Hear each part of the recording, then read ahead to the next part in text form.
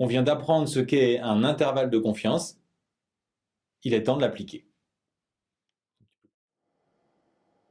Dans un petit village qui compte 390 habitants, la secrétaire du maire fait un mini-sondage. Elle interroge 40 personnes et 22 disent vouloir voter pour le maire. 22 sur 40, c'est 55%. Elle annonce au maire, avec 55% des votes, vous allez être réélu. Qu'est-ce que vous en pensez?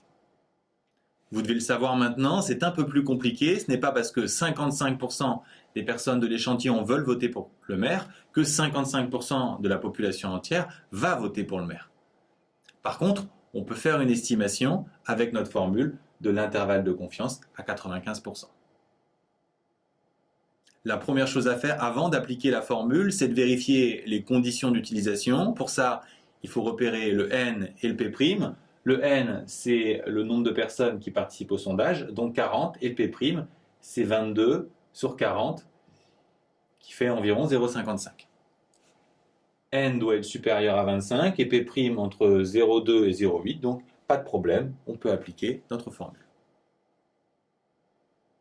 En remplaçant P' et N par leur valeur dans cette formule, on obtient cet intervalle, à condition bien sûr d'arrondir ici par défaut, et là par excès, c'est-à-dire au centième inférieur pour la première valeur et au centième supérieur sur la deuxième. Ce résultat signifie que sur la population globale du village, entre 39 et 71% des personnes comptent voter pour le maire, et donc il est loin d'être sûr qu'il sera réélu. On peut constater que ce sondage est très approximatif. Le score du maire doit être situé entre 39 et 71%, ce qui nous fait une largeur d'intervalle de 32%. Le maire voudrait, lui, une précision de 10%. Comment faire pour avoir un intervalle de confiance de largeur 10%? Regardons d'abord la formule. La largeur, c'est la différence entre les deux bornes.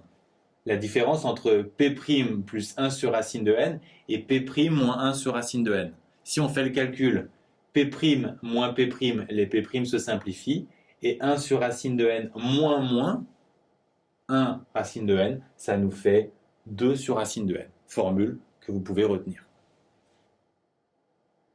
On veut que notre largeur soit égale à 10%, et 10% c'est 0,1. Puisqu'on a une fraction ici, c'est plus pratique d'avoir une fraction aussi à droite. On va donc prendre 1/10. Ensuite, puisqu'on a une racine, on va tout mettre au carré, donc on aura 4, n, 1 et 100. Comme le n est en bas, on va passer à l'inverse des deux côtés. On aura n sur 4 égale 100. Et donc, n égale 400. Pour avoir une précision de 10%, il faudrait donc faire un sondage sur 400 personnes. Or, le village ne compte que 390 habitants. Donc, ce n'est pas possible, ou alors ça n'a aucun intérêt, puisqu'on aurait interrogé tout le monde et que ça ne serait plus un sondage. Ce qui est intéressant à comprendre ici, c'est que ça nous montre que cette formule de l'intervalle de confiance ne prend pas en compte la taille de la population globale.